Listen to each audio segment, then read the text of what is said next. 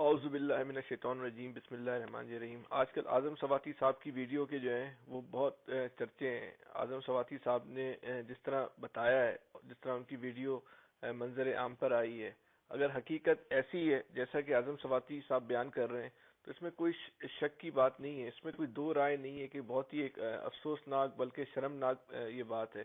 یہ کسی کے ساتھ بھی نہیں ہونا چاہیے تھا، یہ کسی انسان کے ساتھ جو ہے ہونا جو ہے نا، وہ ایک انسانیت کی بھی جو ہے وہ توہین ہے۔ اگر واقعی جیسا اعظم سواتی صاحب بول رہے ہیں ویسا ہوا ہے، جس نے بھی وہ بات سنی یا جس نے بھی وہ ویڈیو دیکھی ہے، وہ سب کے سری شاید جو ہے وہ شرم سے جو ہے وہ جھک گئے ہیں۔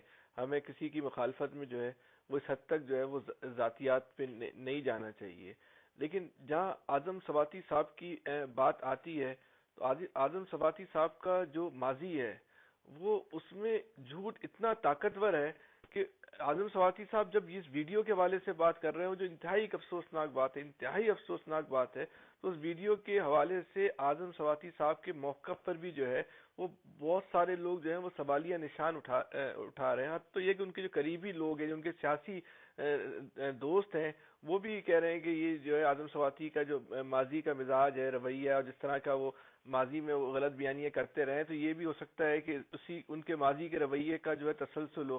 بہرحال جس نے بھی کیا، چاہے ان کے کسی مخالف نے کیا ہے یا اعظم سواتی صاحب نے خود کیا ہے، دونوں صورتوں میں جو ہے یہ ایک قابل نفرت عمل ہے۔ اس کی کوئی جو ہے اس حوالے سے جو ہے وہ توجہ جو ہے پیش نہیں کی جا سکتی۔ لیکن سچائی کی دو قسم ہوتی ہیں، ایک تو وہ حالات ہیں جن میں ہم آدھا سچ ہی بول پاتے ہیں، مگر بعض دفعہ ہم سے کوئی سچ سننا بھی نہیں چاہتا۔ ہم سب اسی کشمکش کا شکار رہتے ہیں کہ کتنے سچ سے کون ناراض ہوگا، کون خوش ہوگا، کیونکہ سچ کو لوگ اور جھوٹ کو لوگ جو ہے یہاں بیچتے ہیں، یہاں جھوٹ بھی فروخت ہوتا ہے، بڑے وافر مقدار میں جھوٹ جو ہے فروخت ہوتا ہے۔ اگر ہم اعظم سواتی صاحب پہ بات کریں، سینیٹر اعظم سواتی کی، تو ان کے جو جس حوالے سے ان کے بیانات ہیں اور جس پہ ان کو گرفتار کیا گیا، جو آج کل ایشو بنا ہوا ہے، اس کے مختلف پہلو ہیں۔ لیکن اعظم سواتی صاحب کا جو ماضی ہے وہ بڑا ہی حیرت انگیز ہے۔ آج میں آپ کو اس کے بارے میں بتاؤں گا۔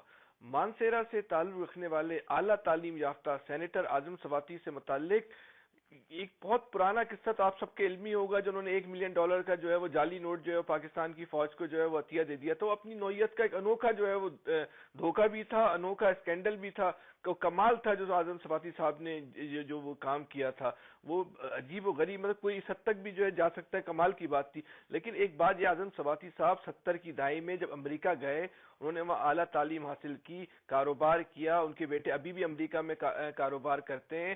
حیرت انگیز بات یہ ہے کہ اعظم سواتی صاحب کے جو ہے وہ بھارتی تاجروں سے بہت قریبی تعلقات ہیں، اور وہ ان کے ساتھ مل کے شراب کا بزنس کرتے رہے۔ سواتی صاحب کے جن بھارتی تاجروں کے ساتھ کاروباری شراکت کی دستاویزات ہمارے پاس آئی ہیں، ان کے مطابق ملکا سنگھ، نرمل گنڈا، یوگیش گاندھی شامل ہیں۔ ساتھ ہی کاروباری شراکت داریوں میں طاہر سواتی، عثمان سواتی، شجاعت سواتی کے نام بھی جو ہیں وہ سامنے آئے۔ دستاویزات کے مطابق ملکا سنگھ گوپال انٹرنیشنل کے مالک ہیں۔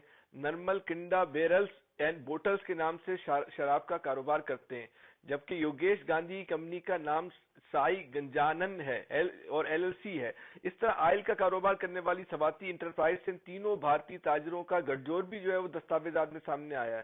سوال یہ ہے کہ اعظم سواتی کے کاروباری تعلقات صرف بھارتیوں کے ساتھ ہی کیوں ہیں؟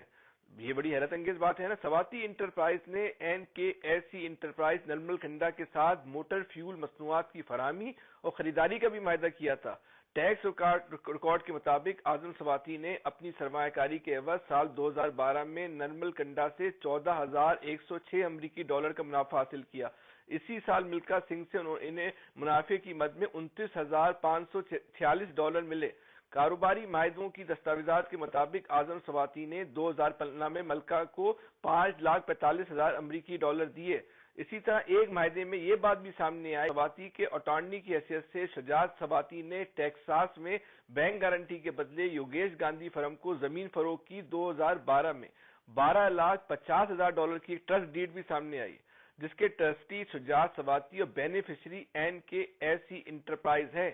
دستاویزات سے یہ بات بھی ثابت ہوتی ہے کہ سواتی فیملی کے نرمل کنڈا کے ساتھ کس قدر گہرے کاروباری تعلقات ہیں۔ اب سوال یہ ہے کہ شراب کے کاروبار وہ بھی بھارتی تاجروں کے ساتھ براہ راست و بالواسطہ، یہ جو وہ لوگ جو یہ بات کرتے ہیں کہ ہم نے اس ملک میں مدینے کی ریاست قائم کرنا ہے پاکستان کو، اور جو پاکستان میں جو یہ جو پارٹی مدینے کی ریاست بنانے کی جدوجہد کر رہی ہے اس کے سرکردہ رہنماؤں کے تعلقات بڑی حیرت انگیز بات نہیں ہے۔ اچھا، 2012 میں اعظم سباتی کے خلاف بنائی جانے والی ایک جے آئی ٹی کے خط کے جواب میں امریکی department of home and land security نے جوابی خط میں لکھا تھا کہ اعظم سباتی نے 12 نومبر 2000 کو ٹیکساس کے کمیشن میں خود کو ایک امریکی شہری کے طور پر ظاہر کیا، جس میں انہوں نے اپنا ووٹ رجسٹریشن کنفرمیشن کارڈ بھی منسلک کیا۔ ساتھ ہی 2001 کے city of port Arthur election میں اعظم سباتی نے ووٹ کر کے خود کو امریکی شہری کے طور پر پیش کیا۔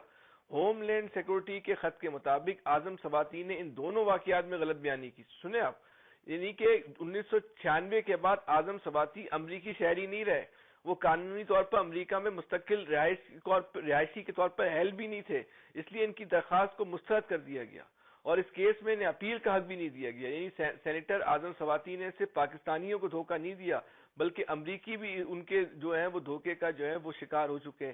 اب یہ پورے پاکستان کے لیے بھی یہ سوال ہے کہ وہ لوگ جو کہتے ہیں کہ ہم اس ملک کو مدینے کی ریاست بنائیں گے، اور اس گروہ کے افراد وہ کن کن معاملات ہیں۔ ہم نہیں کہتے کہ شراب کا کام اچھا ہے، شراب کا کام برا ہے، لیکن جو یہ دعوے دار ہو اس نے مدینے کی ریاست بنانی ہے اور وہ شراب کے بزنس سے وابستہ ہو، تو کیا اس کو اس بات کا حق پہنچتا؟ اس کو اس بات کا تو چلے حق پہنچتا ہوگا، وہ شراب کا کاروبار کرے یا جو بھی کرے، لیکن کم سے کم اس کو اس بات کا حق نہیں دیا سکتا کہ وہ بولے کہ ہم پاکستان میں مدینے کی ریاست بنائیں گے۔